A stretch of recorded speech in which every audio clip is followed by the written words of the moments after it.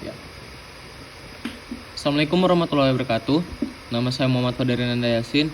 Hari ini saya akan melakukan penjelasan tentang karya tulis saya yang bertopik dampak pandemi terhadap sekolah. Ya, sekarang saya jelaskan dari bab 1. Bab 1, munculnya pandemi COVID-19 berakhir. Seluruh negara di Indonesia termasuk Indonesia masih berjuang menghadapi wabah global ini. Hampir seluruh sektor terdampak pandemi COVID-19, mulai kesehatan, sosial, ekonomi, termasuk di dalam keberlangsungan dunia usaha dan ketenaga kerjaan. Pandemi COVID-19 yang melanda hampir seluruh negara di dunia termasuk di Indonesia ini menyebabkan kepanikan luar biasa bagi seluruh masyarakat, juga meluluhkan lantakan seluruh sektor kehidupan.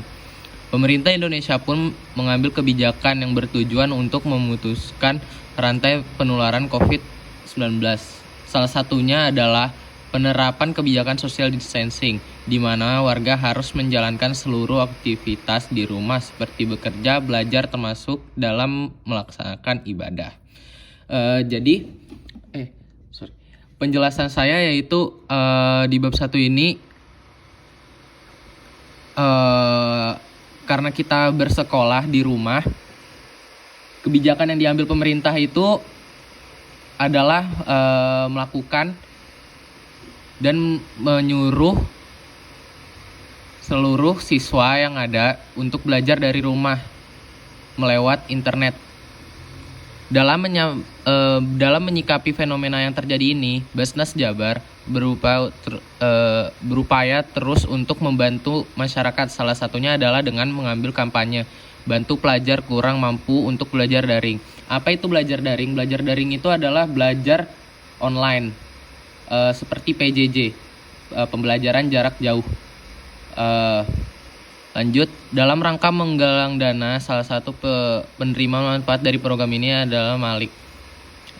Malik adalah merupakan anak yatim di usia 10 tahun, harus tumbuh menjadi sosok yang lebih dewasa dibanding dengan anak seusianya karena neneknya yang sudah lanjut usia. Jadi Malik itu, dia adalah anak yatim dan dia menjadi sosok dewasa itu karena keadaan, bukan karena usia. Karena COVID-19 ini, si Malik harus belajar dari rumah dan tidak belajar ketemu langsung di sekolah karena sekolah yang ditutup dan dianjurkan belajar dari rumah. Alhamdulillah berkat program kampanye tersebut, kini Malik dapat mengikuti pelajaran daring tanpa kesulitan lagi. Lanjut ke bab 2.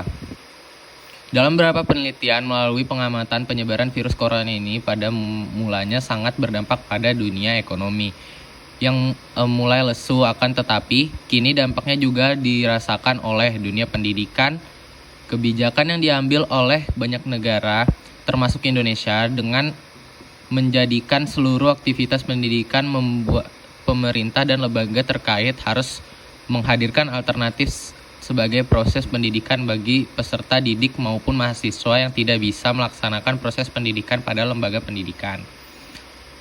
Seperti yang saya jelaskan tadi, jadi seluruh siswa itu tuh dianjurkan belajar melalui online, dan situs-situs online tersebut seperti ini.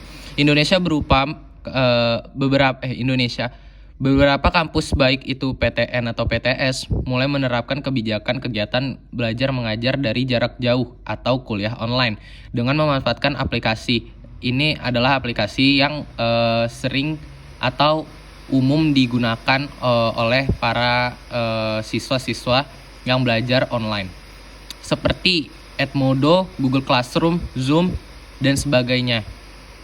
Oke, kita lanjut bab 3.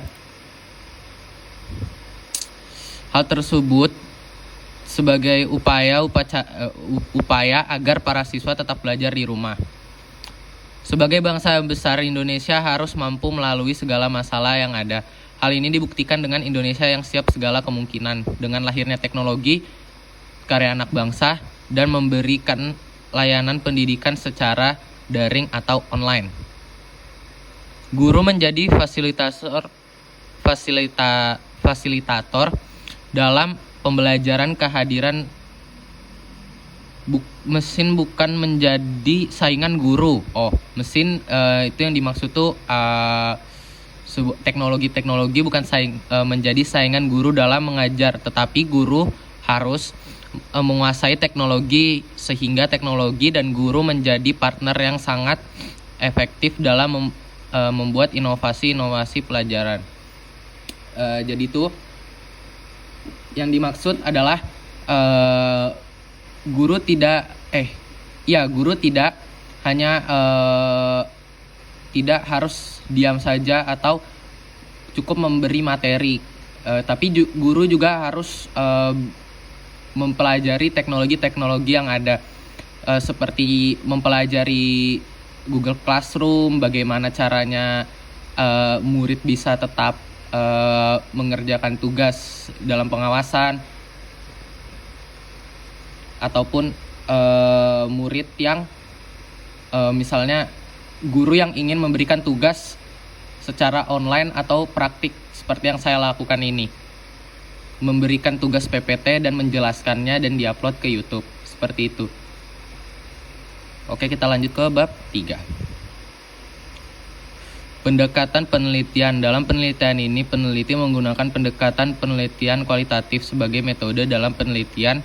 Creswell menyatakan penelitian kualitatif sebagai suatu gambaran kompleks, meneliti kata-kata laporan terperinci dari pandangan responden dan melakukan studi pada situasi yang alami berdasarkan hal tersebut.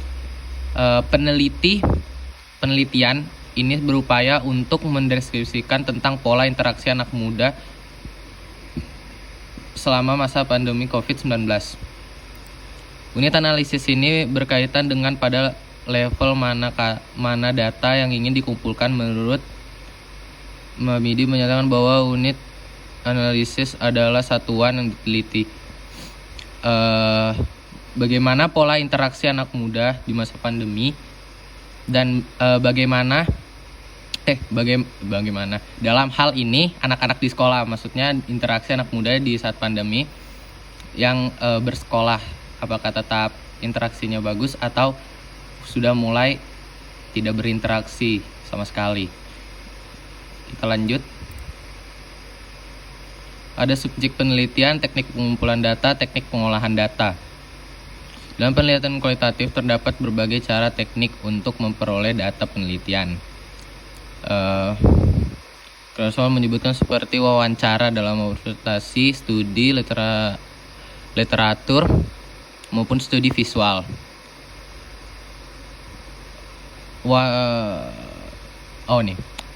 Peneliti selain wawancara, peneliti pun melakukan observasi. Observasi dilakukan dengan pengamatan langsung bagaimana fenomena yang akan diteliti. Jadi saya sebagai peneliti melakukan observasi sendiri bagaimana apa yang dilakukan dengan pengamatan langsung bagaimana fenomena yang akan diteliti. Jadi saya meneliti apa dampak pandemi kepada sekolah dan kepada siswa-siswanya dan kepada guru-gurunya. Oke, mungkin sekian itu saja dari saya. Assalamualaikum warahmatullahi wabarakatuh.